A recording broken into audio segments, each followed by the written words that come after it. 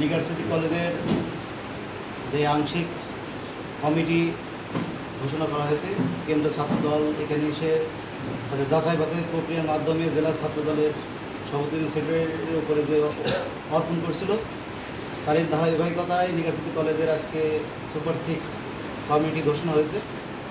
এখানে সভাপতি সেক্রেটারি এবং যারা আছে বাদবাকি সবাই আমাদের ছাত্রদলের অংশ, নিগার সিটি কলেজের একটা অংশ। নিগার সিটি কলেজের যে ধারা ঐতিহ্য এবং নতুন রাজনীতির মেরুকরণ আজকে এই ছাত্রদলের যে কমিটি ঘোষণা হয়েছে তার মাধ্যমে আরও পরিচালিত হবে। যারা দায়িত্বে এসেছে এবং আগামীতে পূর্ণাঙ্গ কমিটি হওয়ার পরে আরও দায়িত্ব বাড়বে, সেটা 30 দিনের মধ্যে আমাদের দিতে বলেছে।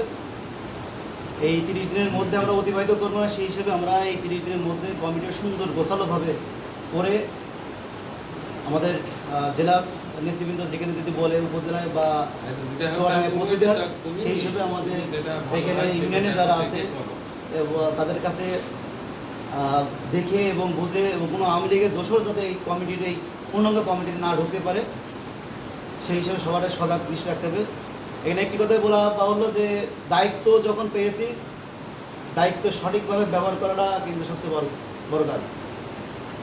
চাচা একটা কথা বললো যে আমাদের মেন আমার দিকে যদি আর 5টা ছেলে ছাত্র সংগঠনের সাথে আসতে পারে সেটার কোনো দৃষ্টি রাখতে হবে। আমার দিকে যদি 5টা ছেলে যদি পিছিয়ে চলে যায়, আজকে কলেজের প্রোগ্রাম আছে বলে সে কলেজ আসবে না, অন্যদিকে চলে যাবে, কাজ দেখিয়ে বিভিন্ন বাহানা দেখিয়ে চলে যাবে, সেটা কিন্তু ছাত্র রাজনীতির প্রথম বৈশিষ্ট্য না।